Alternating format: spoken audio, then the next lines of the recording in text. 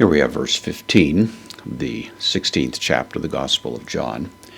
Jesus once again driving home to the disciples the great benefit that is going to accrue to them by virtue of the work of the Parakletos and the fact that the Holy Spirit is going to be communicating something of the fullness of Christ, which itself is of the fullness of the Father, to these disciples. It's quite a thought, and it only gets more extravagant as we come to verse 15, in which Jesus says panta hosa here.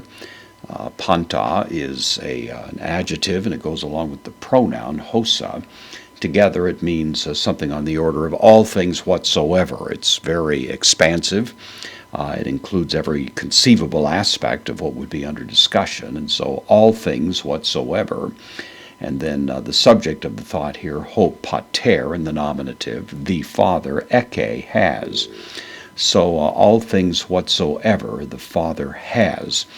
All that the Father has is the idea that Jesus is driving at here, and you have to say that without any limitation on the scope of the description, it would include the entire compass of the deity of God, the entire description of His power, etc., all of these things that they're possessed of the Father, and then emma. This is a adjective. It means it's showing possession. A possessive adjective is the idea. So it's of me, and then esten in the singular, because neuters can take these singular verbs. So all that the Father has is of me, or is mine. There is nothing, in other words, that belongs to the Father that does not belong to me. It's one of the most extraordinary and extravagant affirmations of the deity of Christ, kind of hiding in this verse here that we could imagine, but it's entirely consistent with the repeated affirmations we find elsewhere in John's Gospel.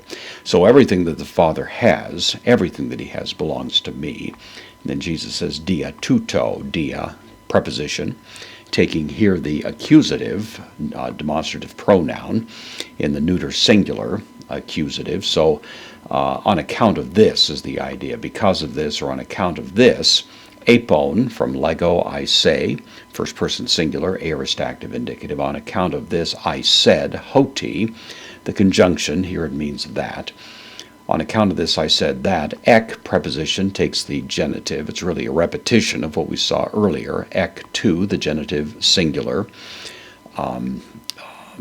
article here. So I said to you that out of the of me, and the same ideas here, except now it's in the genitive, so it's the possessive adjective, that out of the of me belonging, or the things here, lambane, referring back to the parakletos, he will take is the idea, or he does take. It's actually the present, so it's the third person singular present active indicative. So on account of this, I said that out of my belongings he takes, kai, anengale. So this is also a word we saw earlier, and delivers, or pronounces, or gives.